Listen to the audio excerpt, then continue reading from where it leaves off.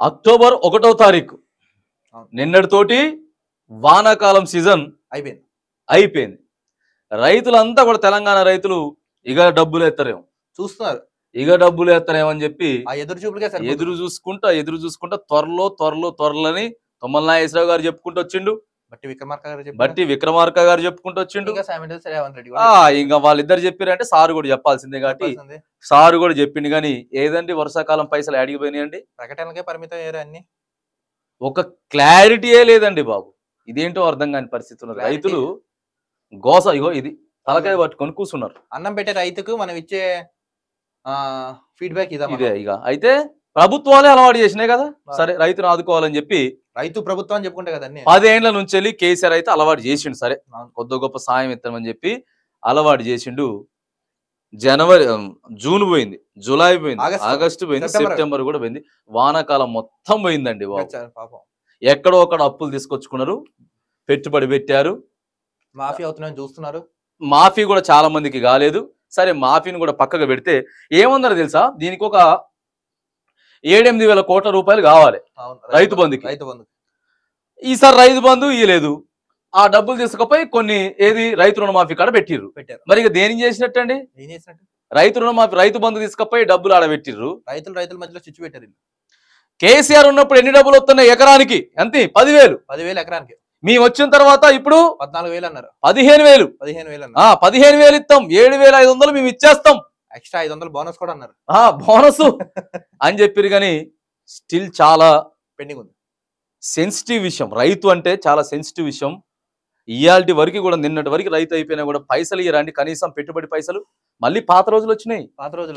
ముందు పెట్టుబడి కోసం 10,000 15,000 కావాలంటే ఏదైనా ఊర్లో పెద్ద షావుకారు ఉంటే పోయి ఆయన దగ్గర అప్పు తెచ్చుకొని తాకట్టు పెట్టి బాండ్ పేపర్ మీద ఏదో ఒకటి తాకట్టు పెట్టి బాండ్ పేపర్ మీద సంతకాలు పెట్టో లేకపోతే ప్రామిసరీ మీద సంతకాలు పెట్టి పైసలు తెచ్చుకునేటోడు రైతులు.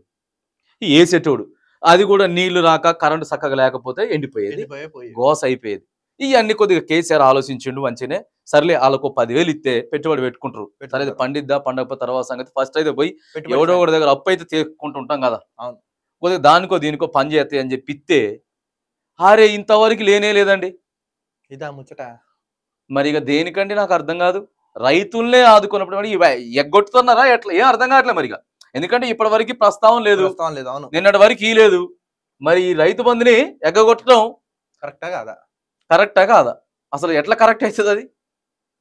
తెలంగాణ రైతులు ఒకసారి మనం అంతా కూడా మూకుమ్ముడిగా పోయి ఏదో అంటారు కదా, ఉన్న నాలుక కోసం పోతే కొండ నాలుక మందేస్తే ఉన్న నాలుక పోయిద్ది అన్నట్టు.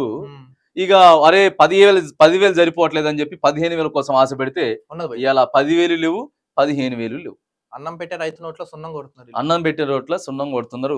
మళ్ళా వీళ్ళు చెప్తారండి పెద్ద పెద్ద ప్రసంగాలు, మాటలు కోటలు దాటిస్తారు వీళ్ళైతే. కానీ రైతులు పనులు మాత్రం గుమ్మం దాటట్లేదు.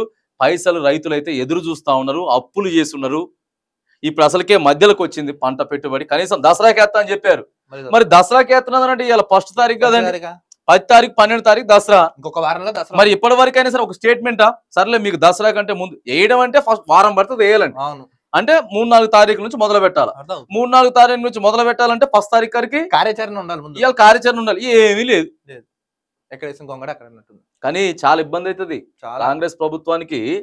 ఎట్లంటే చాలా రెడీగా ఉన్నారు రైతులు, చాలా ఎదురుగుండు. అసలు ఎంత వ్యతిరేకంగా ఉన్నారంటే, ఎందుకంటే వాళ్ళకి ఇచ్చేదో వాళ్ళకి ఇచ్చేసుకుంటూ రావాలండి.